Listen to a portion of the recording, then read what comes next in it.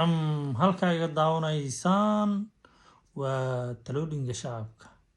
Ku soo dhawaada asxaabtayda meel kastoo dunida aad ku nooshihiin.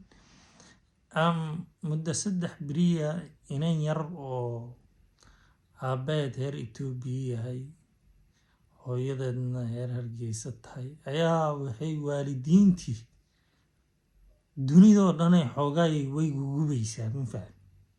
Marka gabadha waxaan u bixiyay gabadha garaadlayda u bixiyay ma fahmi. Marka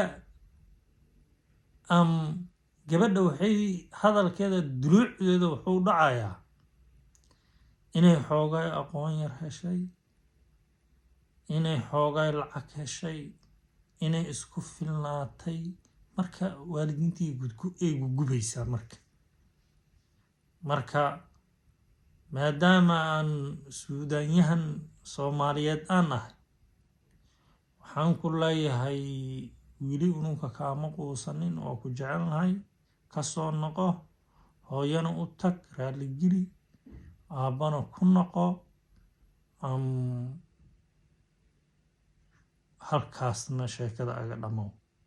Laakiin haddaad ka dhammaaweyso, Suudaan waxaan kaa samayn doonaa mustaqbalka adiga ku gubto,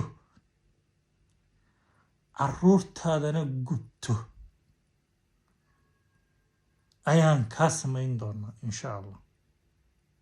Laakiin haddaad ka noqoto, bahasha meeshan ku xidhaynaa, sababta oo ah inay yaraatahay rajo badan aan ka leenahay. Unuka dhan waalidaan nahay, adina waalidaan noqon doontaa oo ku jecelnahay. Asalaamu calaykum waraxmatullaahi wabarakaatuh.